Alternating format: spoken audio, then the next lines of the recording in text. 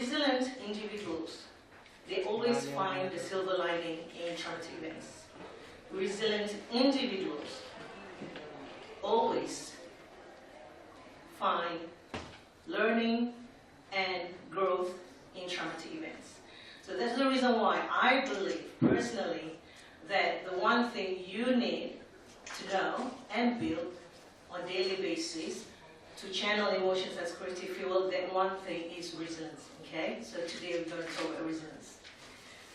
So the next time I suggest that if you ever encounter any traumatic events or any difficult moments or anything unpleasant or anything challenging, I welcome you to appreciate, embrace, and not run away from that challenging events.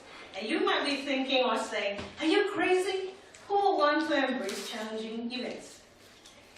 Because the thing is that I'm here, I will not be here today with you if not for the 3 traumatic events happened in my life. I actually have more, but the 3 main ones that totally changed me as a person, my life, is these 3, okay? So the first one is 2006, actually Friday the 13th, 2006. I was the first female, Asian female, casino ship manager in New Zealand. And I was on stage about to do a giveaway, and I actually fell off the stage, hit my head on the ground, and I was diagnosed with a traumatic brain injury. So from being this gung-ho, female manager, I turned into someone who couldn't even string sentences. And because I speak multi-languages, so it's worse. I couldn't even find the right words from the right language to form into sentences. So I couldn't communicate. I had memory loss, I struggled with depression, anxiety, and the list goes on. It was so bad at that time that I actually thought my life was over. And until today, every single day I woke up, I look in the mirror, and I actually tell myself that I'm so amazing because I choose not to give up. I choose life. And in 2010, shortly after my recovery from the brain injury, New Zealand, Christchurch, where I was living, was hit with an earthquake, and I was injured in that earthquake. And I also lost a couple of friends. I lost everything, and I had to move from New Zealand to Australia with only a few pieces of clothing and rebuild my life again.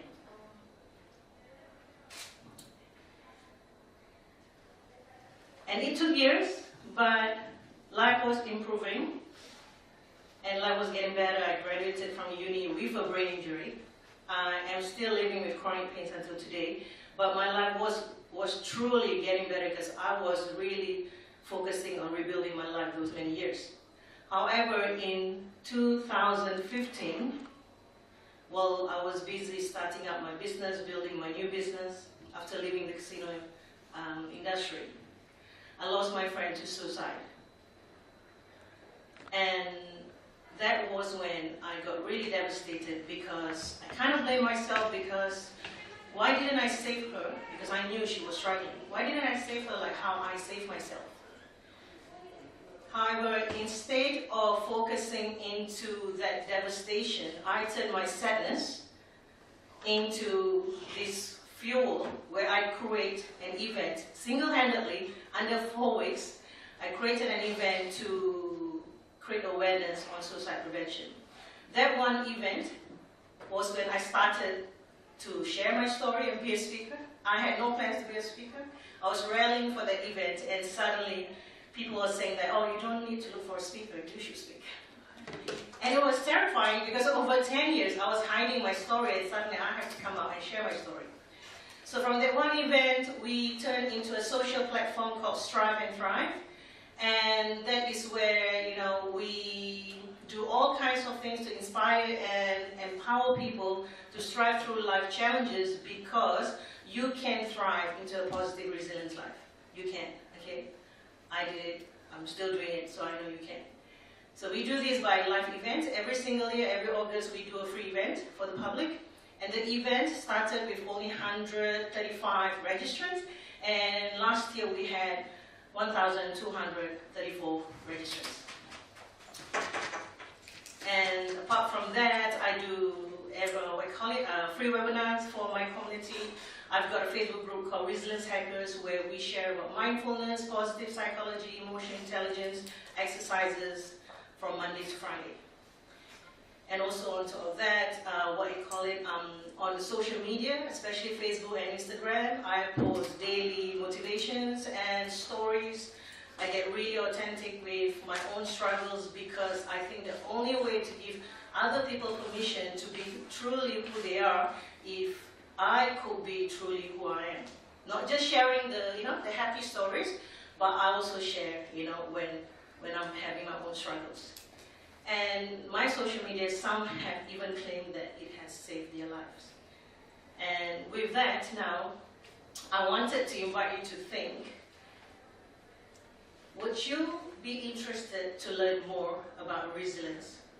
Because I really believe that we all have so much power and strength in us, but we let whatever that happened to us, maybe during childhood or past years, created some kind of fears and limiting self-belief that has pushed down that inner power that we have. And this is the reason why the world is becoming more challenging, I believe, and I think that we all need to build a resilience because that's the only way we can be, superhero in our own skin, okay? All right, so now, it starts with perspective. And if you don't look for the good that came out from whatever that you went through, then you will not be able to make it out from the storm. So the first thing that I believe, there's so many tips, but the first thing I think is very important is the way you talk to yourself. The language that you use when you talk to yourself. So for example, if you're going through, tough times, right? Will you say things like, oh, I'm depressed, or I had enough? Or would you tell yourself, I do not go through this far to come this far? Okay, no, I think it's the wrong one, sorry. I didn't come this far to only come this far, okay? And you need to really do the internal dialogue, and you need to only use positive words. I know this for sure because when I was going through the brain injury times, when I keep saying my life is over, my life is over, my life is over, that's when I truly believe my life is over. However, when I decided to save myself, when I decided, to bounce forward, not bounce back, but bounce forward, I used words, even though at that time I didn't believe, but I used the words that, I can. And even if I don't believe that I can, then I use the words that I will try. Okay? Yeah. And I'm not saying that ignore the pain, but you got to find ways to channel the pain into creative fuel. Because tomorrow is going to be better only if you make a choice today that you want to create a better tomorrow. There will be a time when all odds are stacked against you and everything goes south. And there will be a roller coaster ride. There will be moments that you feel like times are just going to go against you and will not be better. But that is the time that you have to really push and push and push. And the more resilience you have to practice during those times. Because during those trying times that you are required to stay strong. And eventually, if you keep staying strong, you will have to bounce forward. So I'm just going to use this simple Asian analogy. Like a bamboo tree. I'm not a big fan of using the word broken because I believe that we were never broken. We can't be broken, But I do like to use the word, like bamboo tree. When you go through tough times, you're being bent. But, you will never break because you're like a bamboo. So you will just, spring back. Yeah. So people always talk about resilience and they relate to the word bounce back. I don't like the word bounce back because it's like, you're going to the past. I use the word bounce forward. So if you Google, there's a lot of studies about, these new studies about bouncing forward. And that means you bounce forward into this new person stronger, and thriving. Okay, so what about you? If you've got the resilience to channel emotions to creative fuel, that is awesome. And I really, really suggest that you do, practice your resilience every single day because it's a daily basis. Even myself, like I was sharing with Rashna yesterday, I'm a resilient speaker and I know I'm resilient, but there will be days that I just don't feel the best. and that will be the days that I have to go back to my resilient tips, strategies and tools, to really keep me, on my ground. So there are so many tips that I can share with you, but we don't really have time. So what I've got is, I've got some flyers in my file. So these flyers have my 6 everyday ways, and they're just not normal ways, they're actually fun and creative ways, like dancing and art and all that. And they are all creative things, because I think when we get creative, we take focus, from thinking about the bad things, but we actually start creating things and be creative. And that's when we kind of can create new things that we thought we couldn't do. So if any one of you would like that flyer, it's inside my yellow folder, which I will give it to you later. And also feel free to follow us on Instagram and Facebook. And if you want, you can join Resilience Hackers, because we do all kinds of exercises there. And if you join our tribe, you will get free online workshops every 3 months. And the next workshop will be next month. It's free, and it will be on how to shape, not get rid, but how to shape your fears into unshakable confidence. And the reason why I do that is because I want all of you to not let your fears stop you from doing whatever you want to do. All right? Thank you. Thank you. Good afternoon, all my soul sisters. I am Charu Gupta. Whereas I cannot give you any practical example like Norita just gave you, I will give you a theory on channelizing your emotions as a creative fuel. So here we begin. First, let's put some light on how to channelize our emotions. What are our emotions? What are emotions? Emotions can be of 2 types, either positive or negative. When we are in a positive mood, we are happy, we are joyful, we are excited, we are anxious, what do? What do the kids do? Create. And what do they create? They actually create mischief. That is the best way to show your creativity. The ability to just imagine, invent, innovate, or create just anything out of the world. Think out of the box. That is creativity. That is your positive emotions that come out. But when we are in a state of a negative emotion, what do? In India, we are usually forced to focus on eliminating all the things in our life. We put our life to a standstill. We put ourselves into a box and we don't get out of it. Thanks to my mentors in my life, number 1 was my mom, who's always pushed me into something or the other since I've born, I think. She's never let me sit idle for a minute. And I've been doing courses and courses and courses and courses till the time I got married. After that, I got my friends, lots and lots of them. And the recent example is sitting right in front of us, Diksha and Pallavi. These 2 have always pushed me. When I was in a turmoil, this female, she came out of it, let's start a business. And now we are into it after 2 months of the conception of the business. And Diksha, she has pushed us always towards the positive side of things. And our negative emotions are all off, and we are on a positive track. Absolutely. We all are artists in our own selves. We are born artists. But the idea is to be an artist when we grow up. To keep it up is the idea. So for that, we need to believe in ourselves.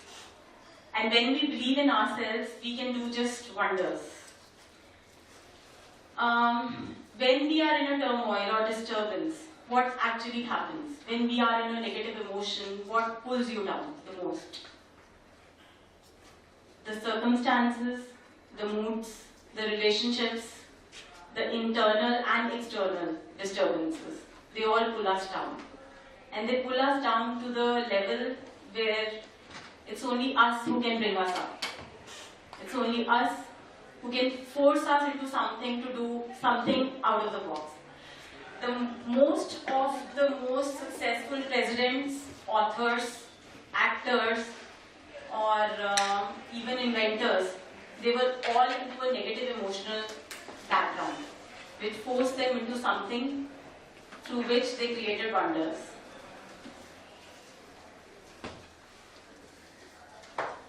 life is like a box of crayons. Just like Norita said, it's like a bamboo. But yes, it's like a box of crayons. There are all the colors in it, even black color. But we should know where to use it.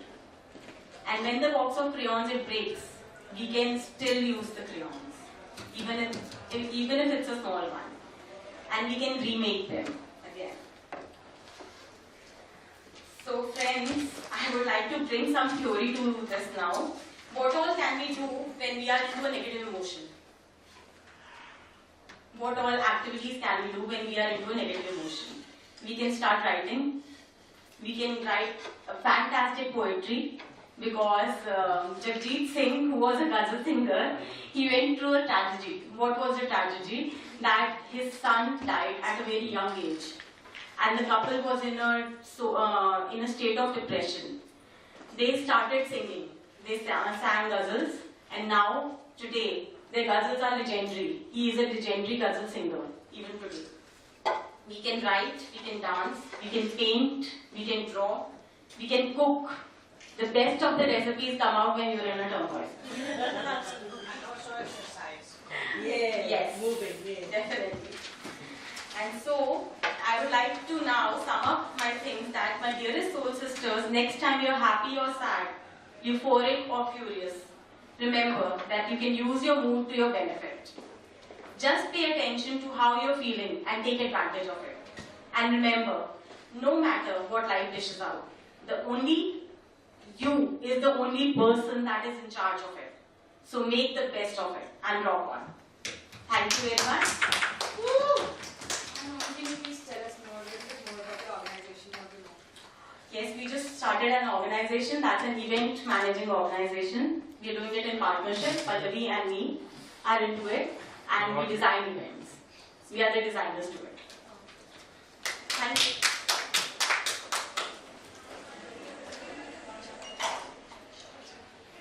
Rika, come.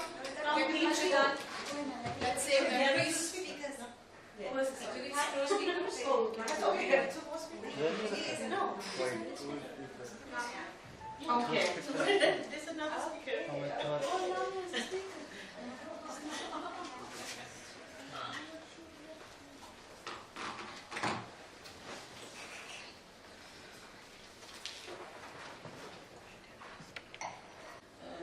To ensure the women in large that they are not a weak creature. That creature who had the womb and bring the men, the physically strong and the wise, okay, and the talented and the creative, by herself she has to have the power like an egg. Has everything, okay? So in many religions, women and man, Adam and Eve, were created at a time when we don't know, okay? And of course, she was accused that she pulled him from paradise. Definitely not, because God, he told him that he went wrong. He was the one who took the decision to eat the fruit, and then he asked for forgiveness. He gave it to him, but the whole men that accused Eve, she is the cause. She is not. They were brought down because of his mistake. So this fits on a context of causing a woman to have always guilt emotion, and that she is weak. Okay, she is weak because she cries. Because why she cries? Because she senses very highly, goes to her heart, and she is capable of, as she is capable to bring her children, she is capable to be wise enough to take decisions for saving lives. And these antidotes has come in our holy book Quran, and I will take you to a historical path to show you how creative you be through this passion that's been gifted for the woman in general, regardless of her color or her nationality. Okay, so he's, as I said, that Prophet Muhammad was the last of the prophets, So he himself, as a last messenger or prophet, he was told, you are the last, so he gave him 2 sons, but they will die before that, you will die. So nobody will come after you, but he endowed him with a girl. And that girl, she was a really very good girl, Fatima was her name, and God, as a prophet is a prophet, he's especially made, okay, but he has sensation as a human being. He wanted to show us not only that he is a prophet, he could cope up with all these zeals he's surrounded with, but also he's a human being. He dies, and he suffers, and he feels when he loses his children, okay, and therefore he endowed him with a gift. He told him, I will let your genes survive to the resurrection day. Through who? Through the most precious woman he had, his daughter. That's a woman. But then the order has come to marry her cousin, okay, who has the same genes as her father. Because the cousin, the 2 brothers of Prophet Muhammad's father and the father of Imam Ali who married her have the same white genes. Okay, so, and she carries her mother, Khadija, who was the wife of the Prophet. The offspring, Imam Hussein, and the offspring of Imam Hussein were they like a substitute for the 2 kids of the same genes for our Prophet, and then the survival to the rest. So he has done the promise to Prophet through a woman. Okay, but also we have lots of stories to tell that a woman is very precious, and the most precious thing that is being gifted for a woman is her passion. The antidote goes to the days in Yemen where they were ruled by the queen Balqis, the queen of Sheba, they call her, and then Solomon, the king, Prophet Solomon, he sent her a message through a parrot saying, you have to worship God, not the sun. And then when she received this message, she called her cabinet, all the ministers, that I received this from King Solomon, and she is a queen and he is a king, so 2 dynasties. And then, of course, the Minister of Defense, he told her, let's go and bash him. She said, no. Where does this no come from? It came from her passion. She's a woman. She creates children. Their life is absolutely precious.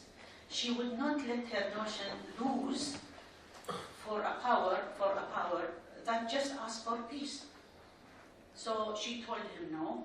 And that is the creativity that has from the gift passion that you think was wise. First of all, she told them she was just, and this is because of her passion, that she didn't want to riot, that you have to take a single decision without being just and take our opinions. So told them, I'm not taking any decision concerning replying King Solomon before that you all agree to what we would do. And this is the first step of the passion of justice. Secondly, when he told her, she said, how about sending you and the Ministry of Finance giving some gift for a king? You will have a look at his dynasty and see how powerful he is. Then take a decision whether we attack them or not. That is the second thing that has spring out of passion. And that is a very creative and noble thinking towards these aggressive men. A second antidote that tells you the passion is Mary, the mother of Jesus.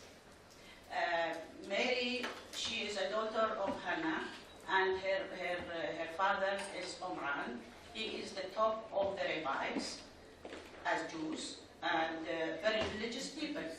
Okay, her father dies, and the mother wishes that she brings a child, a male child, to be successor to his father, to her husband.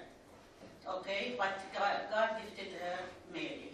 She said, "This is a girl," but he said, "It's a girl. She cannot be a rabbi." Told her, "Okay, wait. I will see how this lady, I will cherish her." So he cherished her by having a child without having a man. So he made a miracle.